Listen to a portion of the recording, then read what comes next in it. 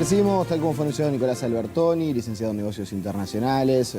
Vive en los Estados Unidos, de hecho es uruguayo, pero es uno de esos uruguayos que siempre dice que está en el exterior para volver. Nicolás, ¿cómo estás? Buen día. Buen día, Nicolás. Un gusto estar nuevamente aquí. Bueno, siempre que anda por acá, por Montevideo, aprovechamos para traerlo, para hablar un poco de los temas coyunturales y no tan coyunturales.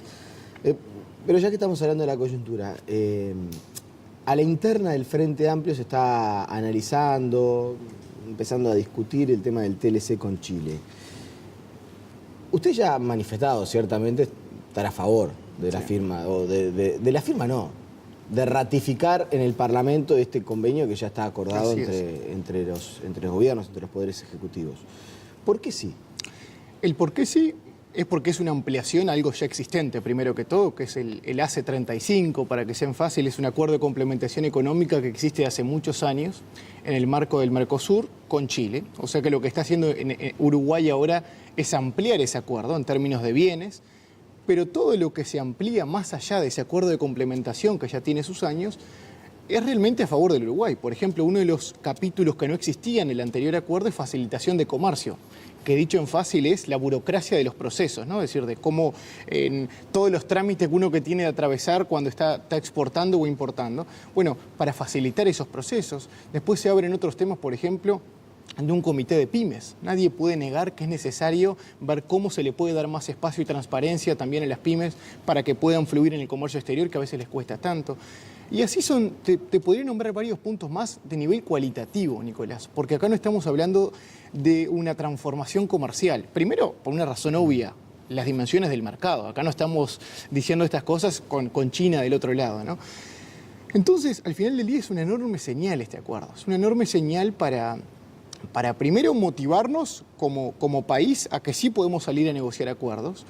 Es un acuerdo al final del día dentro de la región. Entonces, la vulnerabilidad es casi nula y la oportunidad es todo lo que se le quiera sacar. Por eso me parece difícil rechazarlo, ¿no? Usted dice la vulnerabilidad es casi nula y la verdad yo accedí a un documento, por ejemplo, de Casa Grande, que es uno de los sectores del Frente Amplio que está más reticente, porque hay resistencia en varios comercios, en varios sectores del Frente Amplio a firmar este acuerdo de libre comercio, pero quizás, por lo menos a los que yo accedí, más fundamentado es el de Casa Grande. Y yo voy a repasar algunos de los puntos que ellos argumentan como negativos o como sombras de este Tratado de Libre Comercio con Chile. No es beneficioso para el país, por lo menos en este escenario, adherir al Tratado de Patentes Intelectuales. Me parece que ahí en el tema patentes hay todo un capítulo que en Uruguay muchas veces ni siquiera prestamos...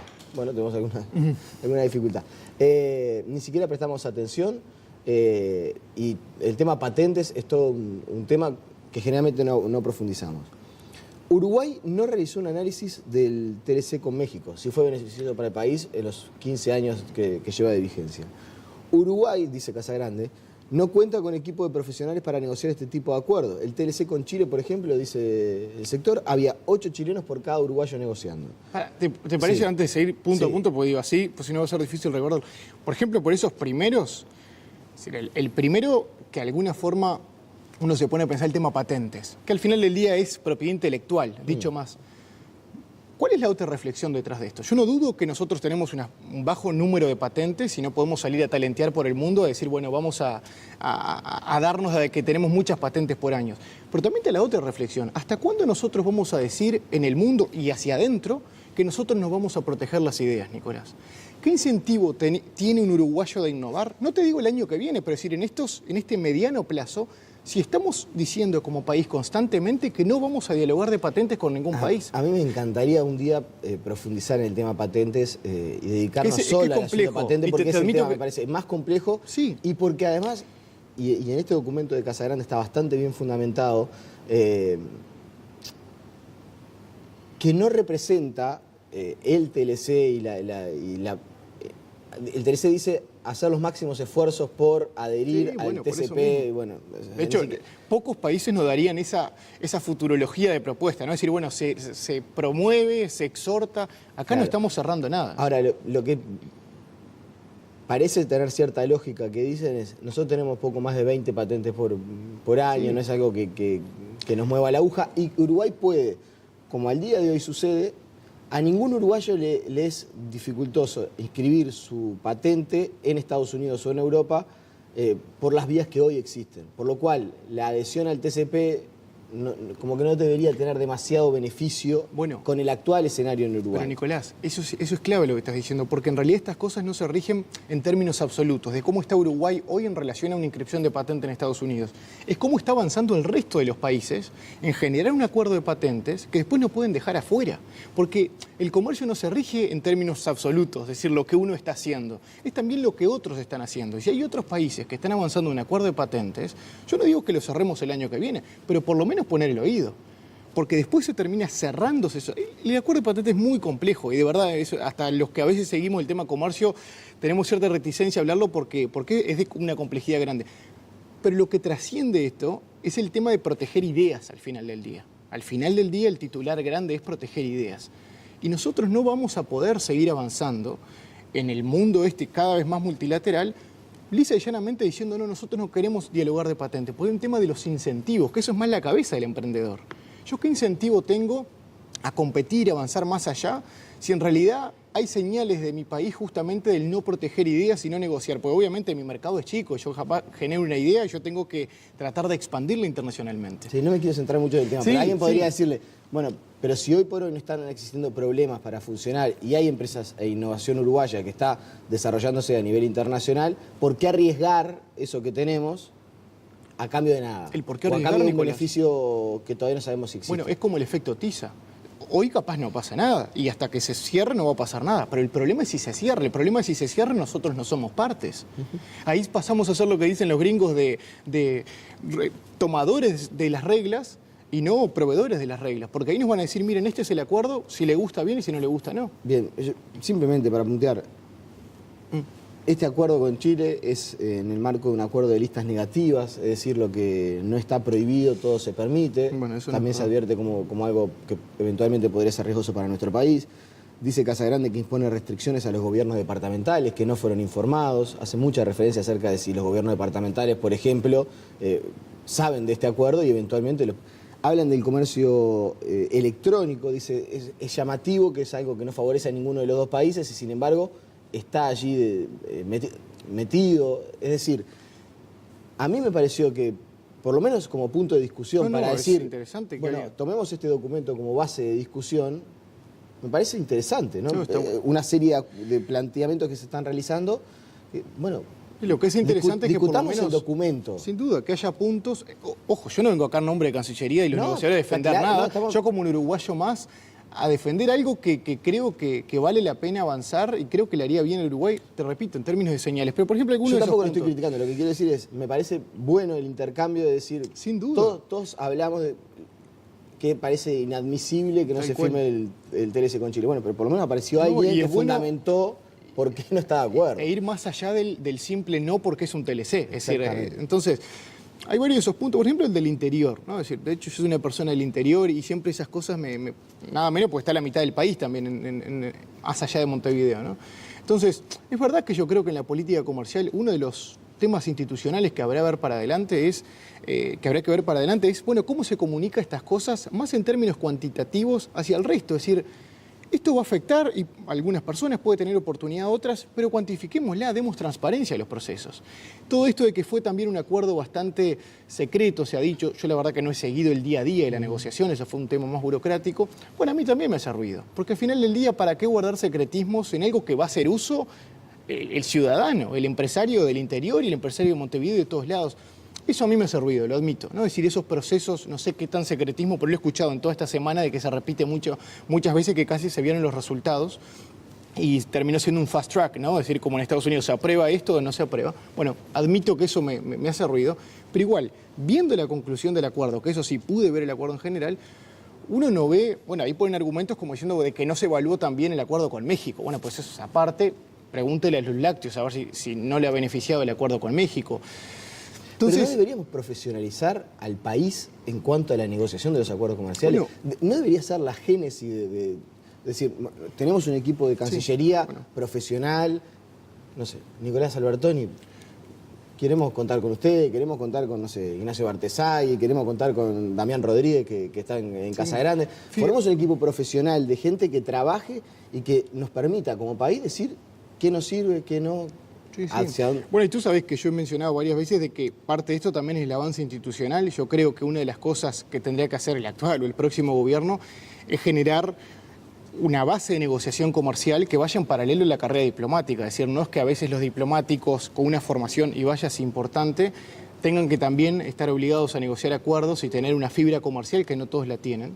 Entonces, uno ve los países que han avanzado en esto y sí, tienen una carrera de negociación comercial en paralelo a la carrera diplomática y mañana pueden contribuir en las embajadas como en temas más comerciales, si no hay una negociación activa. Pero es verdad que puede ser un camino, pero igualmente hoy tenemos gente muy formada. Quien estuvo negociando esto no estaba talenteando. Es decir, uno conoce a muchos, son colegas, y acá a veces decir, medio de como, bueno, no somos tan profesionales en negociar, para mí estamos diciendo nada menos que nuestro servicio exterior no está preparado. Sobre todo de, por lo menos hacen referencia a la cantidad de gente. Decían, en la negociación entre Chile y Uruguay había por cada un uruguayo que estaba negociando 8 chilenos, que cubrían todas las áreas, que iban de otra manera. O sea, el tema de la cantidad de personal que tiene la Cancillería es un asunto. Sin duda, y bueno, pero no por eso vamos a sacar el instrumento por sí mismo, pero sí, sin duda el capital humano es un tema, al final del día, uruguayo esto, ¿no? Es decir, no es solo de Cancillería, pero... Mira, Nicolás, los acuerdos comerciales al final del día no es ingeniería nuclear esto. Es arancel más, arancel menos en términos de bienes y después temas cualitativos en los que uno va viendo cómo avanzar. Están estos grandes acuerdos en los que se exhorta a negociar como propiedad intelectual, pero hay líneas en las que uno no pasa y puede no pasarlas. Y va más allá del capital humano que tenga. En telecomunicaciones, ¿significa el fin del monopolio, por ejemplo, para Antel? Claro que no, claro que no. Es decir, yo no, bueno, porque esa es otra de las cosas que se dice. Sí, la especificidad de lo de telecomunicaciones. Primero, ya tenemos se quiere un monopolio virtual, porque si ya está en competencia de alguna forma... Por lo menos en telefonía celular, seguro. Bueno, entonces,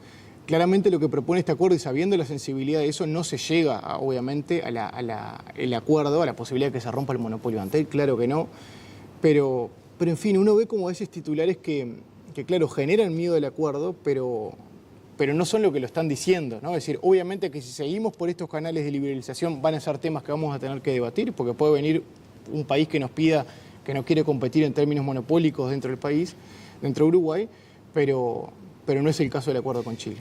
Lo que también dicen, y no lo reconocen mucho públicamente, es verdad que son conversaciones más off the record, que algunos de los sectores, o por lo menos de las personas que están más en contra, siento que no se han expresado públicamente, yo insisto, es lo que dicen. Me dice, el problema no es el TLC con Chile. El TLC con Chile lo firmamos, lo que usted decía, ya tenemos un acuerdo, no va a pasar mal, demasiado, un poco más, un poco menos. El tema es que si nosotros firmamos el TLC con Chile, ¿cómo hacemos después para decir que no a un TLC bajo el mismo formato, de la misma manera, con otro país? Sí, bueno, somos un país soberano. O sea, lo que ves, ¿es un caso insignia? No, para nada. Además que estamos empezando desde la base justamente, un país hermano, un país en el que en una totalidad hay buena fe de las partes. Aquí los chilenos no van a venir a querer conquistar el mercado uruguayo, es decir, hasta por eso hay buena fe de las partes, es un excelente acuerdo para empezar. Y un acuerdo, Nicolás, empieza y termina en sí mismo. Es decir, hasta incluso en lo de las listas negativas, que es todo esto, porque existe un nuevo producto mañana, ¿acaso quién le va a poner el arancel a ese nuevo producto? Es decir, se va a tener que volver a negociar si existe un nuevo súper innovador producto que no se incluía en este acuerdo. Entonces, no es que porque estamos avanzando en esto vamos mañana a tener que ceder con otros acuerdos. Puedes venir con el mismo formato de acuerdo, pero con un mercado no tan complementario, sino que competitivo, competimos ahí, y podemos decir, no, yo no quiero negociar esto. Somos un país soberano con una negociación comercial soberana y nada de esto está abriendo las puertas para otra cosa. Es más, al tener un acuerdo, lo que dice la OMC justamente, que es la única forma de uno discriminar positivamente a otro país. Yo tengo que negociar un acuerdo. Yo no puedo darte beneficios arancelarios a ti porque se me ocurrió a mí un día. Tengo que dártelo solo si es a través de un formato que puede ser una zona de libre comercio y unión aduanera. Esta es una. Pero empieza y termina en sí misma. Bien. Quiero aprovechar su expertise, su experiencia que vive en Estados Unidos y preguntarle, porque quizás el que está del otro lado vio el titular, la noticia que nosotros le damos, pero no termina de entender demasiado. ¿Qué está pasando entre Estados Unidos y China? Porque se habla de la tensión a nivel político con Rusia y la tensión a nivel comercial con China. ¿Qué es lo que está pasando? Sí. Primero es muy serio, más serio de lo que a veces vemos en titulares. Hoy está el plano de la retórica, como muchas cosas, incluso después de la crisis de 2008, aclaremos. El mundo no Trump ya existía, ¿no? Una retórica proteccionista, también el tema de las monedas, que era otro tema. Pero hoy lo que está pasando es que cada mañana estaba este ida y vuelta, nada menos que entre Estados Unidos y China. El último paso que dio China fue hace semanas atrás de poner esto en la OMC.